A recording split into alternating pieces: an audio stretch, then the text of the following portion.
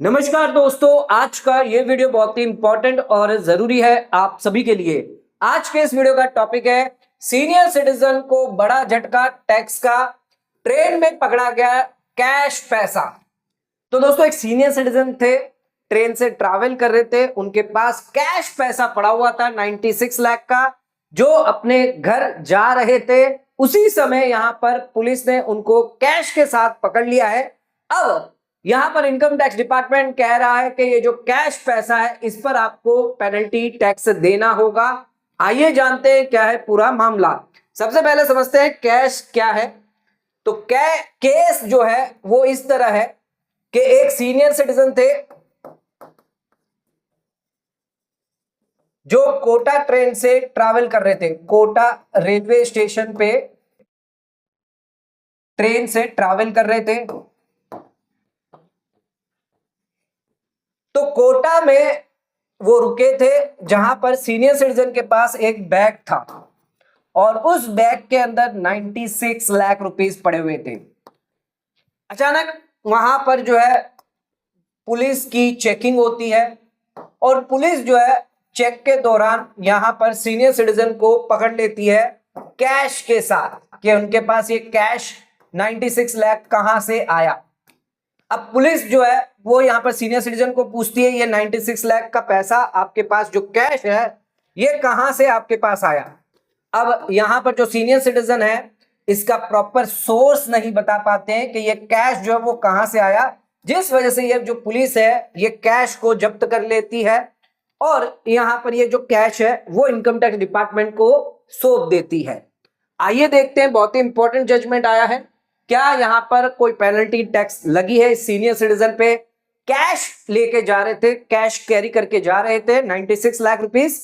आइए जानते हैं। तो ये आईटीआईटी जयपुर का केस है, श्री चतुरलाल मीना वर्सेस डीसीआईटी का ये केस है। ठीक है, यहां पर 7 एप्लीकेशन करी गई थी 15-16 से लेकर 21-22 तक के असेसमेंट ईयर के लिए। 26 दिसंबर 2024 को इसका डिसीजन आया है आईटीआईटी जयपुर का। सबसे पहले बैकग्राउंड ऑफ द केस समझते हैं। तो 27/2/2020 को रेलवे पुलिस ने कैश जमा जो श्री चतुर जी लेकर जा रहे थे उसको जब्त किया।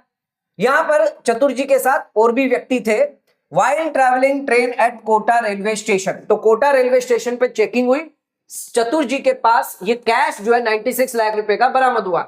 सोर्स पूछा गया लेकिन उन्होंने कोई भी एक्सप्लेनेशन नहीं दिया। इस वजह से ये मैटर जो है वो इनकम टैक्स डिपार्टमेंट को भेज दिया गया। इनकम टैक्स डिपार्टमेंट ने कैश को जब्त कर लिया और नोटिस जो है 153A के अंदर इश्यू करी गई। अब एओ का यह कहना था कि ये पूरा का पूरा एंटायर कैश जो है वो अनएक्सप्लेन मनी माना जाएगा 69A के तहत और इस पर 78% की टैक्स और सरचार्ज हो गया, आपका सेस हो गया, प्लस आपको पेनल्टी के साथ देना होगा। तो पूरे कैश पर 115BBE के तहत जो है वो टैक्स पेनल्टी हायर रेट पर लगाई जाएगी, जहां पर कोई भी बेसिक स्लैब का फायदा नहीं दिया जाएगा, ना ही कोई डिडक्शन एग्जम्पशन इनको अलाउ किया जाएगा। इसी के साथ एओ ने यहां पर एग्रीकल्चर इनकम और डेयरी इनकम को भी एडिशन किया गया है कि इनकी कोई भी एग्रीकल्चर डेयरी इनकम नहीं है, इस वजह से जो इनकम अदर और है उसको भी यहां पर ऐड कर दिया गया है। यहां पर एसएससी जो है वो सीआईटी अपील में जाते हैं, लेकिन सीआईटी अपील में एओ का जो ऑर्डर था उसको कंफर्म किया जाता है। अब यहां पर एसएससी लास्ट में आ जाते हैं आईटीआईटी जयपुर में। अब एसएससी ने क्या क्या एक्सप्लेनेशन दिया ये इंपॉर्टेंट है। एसएससी का सबसे पहले ये कहना था ये जो कैश था वो पार्टनरशिप फर्म जो थी उनकी मीना कंस्ट्रक्शन वर्क उसका था। यहां पर कैपिटल जो लाया गया था पार्टनर द्वारा, तो इसके 6-7 पार्टनर थे, उनका ये पैसा है, ये उनका खुद का अकेले का नहीं है। जो उनकी पार्टनरशिप फर्म बनी थी जिसके अंदर सभी पार्टनर थे, उन सब ने अपना अपना पैसा जो मुझे दिया था एंड ये चतुरलाल का सिर्फ जो है ये कैरी करके चल रहे थे कैश को ऑन बिहाफ ऑफ फर्म। तो यानी पूरा का पूरा पैसा इनका नहीं था, ये पार्टनर का था जो ये लेकर ट्रेन में चल रहे थे। अब यहां पर ये कैश इन्होंने क्यों कैरी करके रखा था, तो उन्होंने ये भी बताया था कि हमें यहां पर जो है एक second hand construction machinery purchase करनी थी उड़ीसा में, जिसकी वजह से ये कैश हम लेकर आ रहे थे। अब यहां पर परचेज क्यों नहीं हो पाई कंप्लीट, क्योंकि वहां पर जो वेंडर था, जो सप्लायर था, उसने कैश लेने से मना कर दिया। इसी के साथ पार्टनरशिप जो फर्म थी वो अभी नई फॉर्म हुई थी, तो अभी कोई पैन नंबर भी नहीं था, जीएसटी भी नहीं लिया हुआ था और ना ही कोई बैंक अकाउंट यहां पर ओपन कराया था। हालांकि ये जो इनकम थी वो एग्रीकल्चर और डेयरी इनकम थी, जो एक जेन्युइन रूरल इनकम है। अब आईटीएटी के सामने 4 सवाल निकल के आते हैं। क्या ये जो कैश है वो अनएक्सप्लेन इनकम माना जाएगा? इसके तहत 69A क्या अप्लाई होगा? क्या 115 BBE के अंदर हैवी टैक्स पेनल्टी लगाई जाएगी? क्या एग्रीकल्चर या डेयरी इनकम को इनवैलिड माना जाएगा? ये 4 सवाल थे आईटीएटी के सामने। आइए एक एक करके देखते हैं आईटीएटी ने क्या यहां पर कहा है। सबसे पहले कैश की बात करें, जो 96 लाख का कैश था वो यहां पर मना कर दिया, इसमें कोई भी एडिशन नहीं होगा, कोई टैक्स पेनल्टी नहीं लगेगी। अच्छा, आईटीएटी ने ऐसा क्यों कहा? आईटीएटी का यह कहना था, इंपॉर्टेंट चीज है, आईटीएटी ने बहुत इंपॉर्टेंट चीज कही है कि कैरी करना, कैश कैरी करने का मतलब यह नहीं है कि कैश की ओनरशिप आपकी हो गई।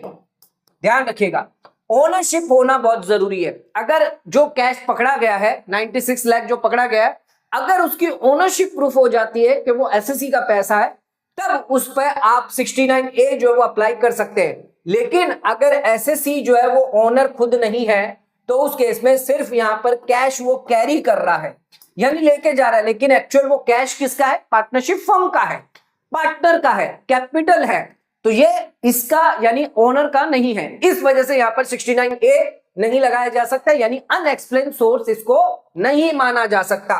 तो यहां पर सिर्फ कैश कैरी है, वो ओनर नहीं है। कैश किसके बिलोंग है? पार्टनरशिप फर्म या पार्टनर के बिलोंग है। एओ ने यहां पर ओनरशिप ऑफ कैश जो है वो प्रूव नहीं कर पाया कि एसएससी के हाथ में जो तो कैश वो उसका ओनर है। सुप्रीम कोर्ट का एक लेटेस्ट जजमेंट था डीएन सिंह का, जिसमें साफ कहा था कैरियर ऑफ कैश, यानी कैश को लेकर जाने का मतलब ये नहीं है कि वो ओनर है। सेक्शन 69A जो है वो अप्लाई नहीं होता बिना ओनरशिप के। तो यहां पर आईटीएटी ने साफ मना कर दिया, ये अनएक्सप्लेन कैश सोर्स नहीं माना जाएगा, क्योंकि यहां पर ओनरशिप जो है वो एसएससी पे नहीं आती है। ये पार्टनरशिप फर्म का पैसा है, पार्टनर का पैसा है, ये अकेले एसएससी का पैसा नहीं है। इसी के साथ जो टैक्स लायबिलिटी थी उसको भी यहां पर नहीं लगाया जाएगा, जो 78% टैक्स लगाना था वो भी यहां पर रद्द कर दिया गया, क्योंकि अनएक्सप्लेन जब है ही नहीं तो यहां पर ये टैक्स भी नहीं लगाया जा सकता। हैवी टैक्स पेनल्टी जो है वो यहां पर नहीं लगाई जाएगी। अब आईटीएटी ने कहा कि एग्रीकल्चर इनकम को पूरा यहां पर एक्सेप्ट किया गया।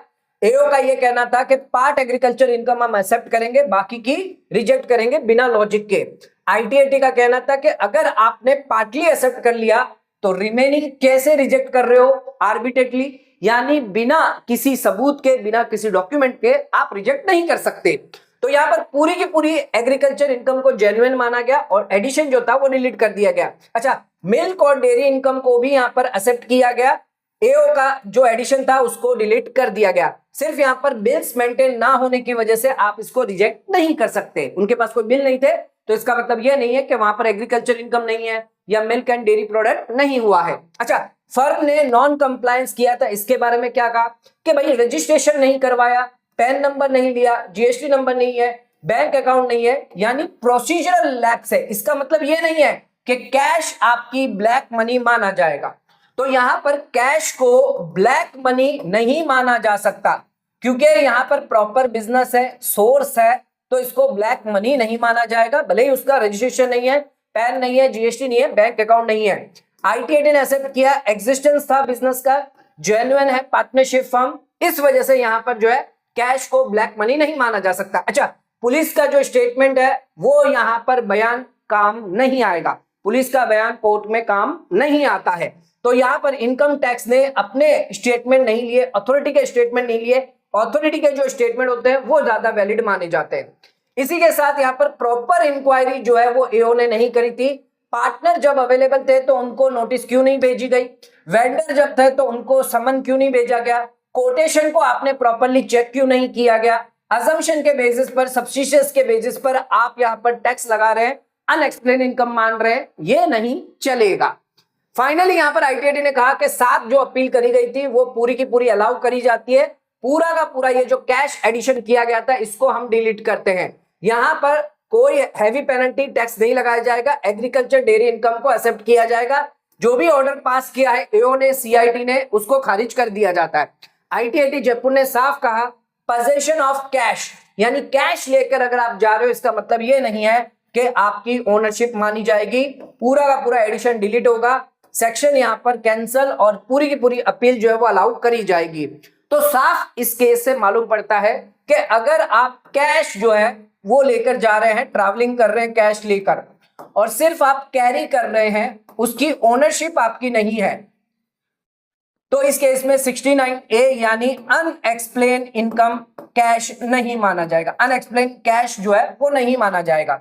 ओनरशिप प्रूफ करना जरूरी है अगर अनएक्सप्लेन कैश माना है, और ये जो कैश था वो पार्टनरशिप फर्म का था, सिंगल एसएससी का नहीं था, इस वजह से कोई भी एडिशन नहीं होगा। तो कैरिंग कैश का मतलब नहीं है कि ओनरशिप प्रूफ हो। 69A जो है वो यहाँ पर ओनरशिप मांगता है, प्रूफ ऑफ ओनरशिप होनी चाहिए। नॉन कंप्लायंस प्रोसीजरल इफेक्ट है, इसका मतलब ये नहीं है कि ये अनएक्सप्लेन इनकम मानी जाए। एओ ने प्रॉपर्ली इन्वेस्टिगेशन करना जरूरी है, असम्पशन के बेसिस पर आपको नहीं चलना है। Rural income can not be rejected mechanically, तो रूरल इनकम अगर कोई है तो उसको आप रिजेक्ट नहीं कर सकते। तो एक इंपॉर्टेंट जजमेंट जो है वो ITAT द्वारा दिया गया है, सीनियर सिटीजन को बहुत बड़ी राहत रिलीफ यहां पर दी गई है। जो भी एडिशन किया गया था 96 लाख पर, उसको यहां पर खारिज कर दिया गया है। सिर्फ कैश आप अपने साथ लेके जा रहे हैं, इसका मतलब ये नहीं है कि ये अनएक्सप्लेन मनी माना जाएगा। तो बहुत ही इंपॉर्टेंट जजमेंट है, बहुत ही इंपॉर्टेंट डिसीजन जो है वो इसमें दिया गया है।